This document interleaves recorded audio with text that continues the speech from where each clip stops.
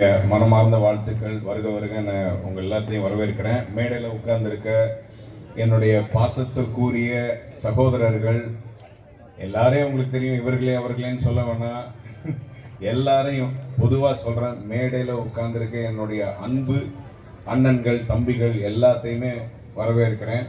ஸ்பெஷலா நமக்காக வந்திருக்கிற இப்ராஹிம் ராவுத்தர் தம்பியை வரவேற்கிறேன். அவரு மிஷின் கண்ணை எடுத்து ஷூட் பண்ணிட்டாரு. இப்போ நம்ம அந்த அளவுக்கு ஷூட் பண்ண தெரியாது. அட்லீஸ்ட் ஒரு தீபாவளி துப்பாக்கி வச்சாது சுடணும்ல, அந்த மாதிரி லைட்டா சுட்டுட்டு சுருக்கமா சொல்லிட்டு போயிடுறேன். என்ன அப்படின்னா, இவங்க 100 நாள் விட்டுருங்க, ஒரு 10 நாள் தாண்டுமா இவங்களோட ஆட்சி, 15 நாள் தாண்டுது போகுது, சரி 1 மாசம் போகுமா அப்படின்னு. இது என்ன தமிழ் படமா? இது என்ன ஒரு தமிழ் சினிமாவா? 10 நாள் இந்த படம் தாங்காது, 50 நாள் ஓடும், 100 நாள் ஓடும் அப்படின்னு சொல்றதுக்கு அவங்களுக்கெல்லாம் பயம், பொறாம. ஏன்னா ஹிஸ்டரியிலேயே ஒரு கட்சியை ஆரம்பிச்சு 2.5 வருஷத்திலேயே ஆட்சியை பிடிச்சி ஒரு பெரிய வரலாறு எங்க நடந்திருக்கு எனக்கு தெரியல. சொல்லுங்க, இப்படி ஒரு வரலாறு படைச்சது யாரு? தளபதி. வேற யாராலங்க முடியும்? இன்னொன்னு, என் நெஞ்சில் குடியிருக்கும் மக்கள் அப்படின்னு சொல்லிட்டு அவர் சொல்றது உங்க மேல வச்சிருக்க அன்பு. அந்த அன்புக்காகத்தான் எல்லாத்தையும் விட்டுட்டு, எனக்கு தெரியுங்க எவ்வளோ பேர் அவரை தடுத்தாங்க. வேணாம், இப்ப நீங்க பீக்ல இருக்கீங்க, இன்னும் டைம் இருக்குங்க, நல்லா இன்னும் சம்பாரிச்சு நல்லா இன்னும் பேர் வாங்கி புகழோட அதுக்கப்புறம் ஒரு காலியா இருக்கும் ஒரு ஸ்பேஸ், ஆளே இருக்க மாட்டாங்க கிரவுண்ட்ல, அப்போ போய் விளையாடலாம், அப்போ போய் சாதிக்கலாம் அப்படின்னு சொல்லிட்டு. வேணாம், என்னால பாத்துக்கிட்டு சும்மா இருக்க முடியல. இந்த ஜெனரேஷனை சீரழிக்கிறாங்க, அடுத்த ஜெனரேஷன் சீரழிய விடக்கூடாது, நான் வர்றேன் அப்படின்னாரு. அதுதான் நம்ம தளபதி. நமக்காக, நம்மளுடைய மக்களுக்காக, அடுத்து நம்ம குழந்தைகளுக்காக, அவங்களோட நலனுக்காக வந்திருக்காரு. அதே ஆசை எனக்கு இருந்ததுனாலதான் என்னையே அறியாம, எனக்கு தெரியக்கூட தெரியாது, சர்ப்ரைஸ் பண்ணார். அவர் எப்படி அரசியலுக்கு வந்தது திடீர்னு ஒரு சர்ப்ரைஸோ மக்களுக்கு, இந்த தமிழ்நாட்டுக்கு. அதே மாதிரி எனக்கு ஒரு இன்ப அதிர்ச்சி கொடுத்தாரு. அதை என் ஃப்ரெண்டு கிட்ட சொன்னார், அவனுக்கு நான் சீட்டு கொடுக்க போறேன், எங்க தெரியுமா, தூத்துக்குடியில அப்படின்னு சொல்லி. எனக்கு சொன்ன உடனே ஷாக்கு.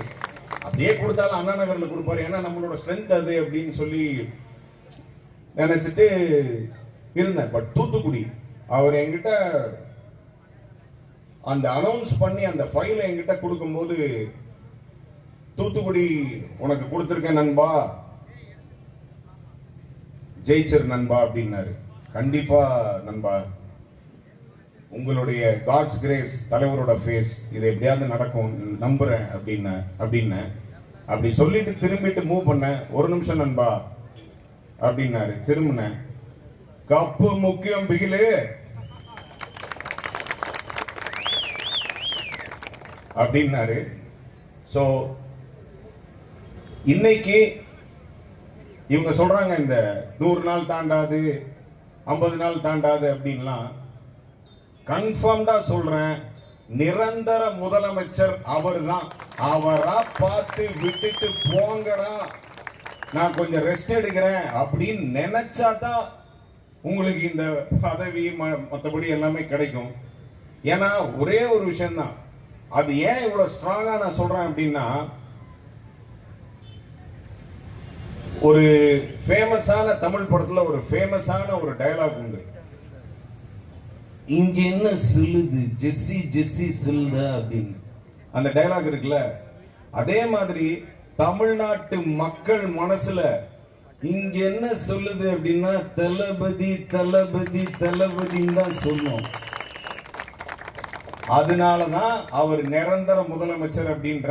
இன்னும் நம்ம சாதிக்க போறது நிறைய இருக்குது, வெயிட் பண்ணி பார்ப்போம். ஆக்சுவலா தமிழ் சினிமால எவ்வளவோ ரெக்கார்டெல்லாம் ஒரு உடைச்சிட்டாரு கலெக்ஷன்ல.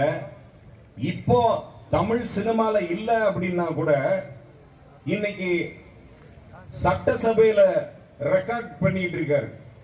TRP rating highest.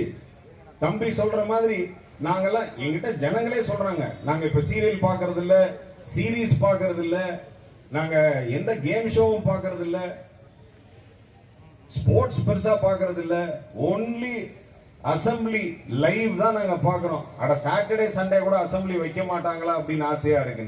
அதுதான் நம்ம தளபதி எங்க போனாலும் அங்க போக்கஸ் இருக்கும், டெல்லிக்கு போனாலும் போக்கஸ் இருக்கும். நாளைக்கு அந்த டெல்லியே கூட அவர் தான் இருக்கலாம். சோ தொடர்ந்து நிறைய விஷயங்கள் செய்வோம். அவர் கூட என்னைக்குமே அவர் கூட ஒன்னா இருப்பேன். அவர் பாடின ஒரு பாட்டு தான், ஒருபோதும் உன்னை நானும் விடமாட்டேன் தோற்று போக, ஜெயிப்போமே நாம இந்த புவி மேலே, சிவனும் சக்தியும் சேர்ந்தா மாசுடா, எடுக்க நின்னா அவனும் தூசுடா. சோ தொடர்ந்து ஜெயிச்சுக்கிட்டே இருப்போம் மக்களே. இந்த நிகழ்ச்சியில உங்களை சந்திச்சதுல மிக மிக மகிழ்ச்சி. நம்ம தலைவர் சொன்ன மாதிரி நம்ம நல்லாவே இருப்போம், நல்லது மட்டுமே நடக்கும். நன்றி, லவ் யூ ஆல்.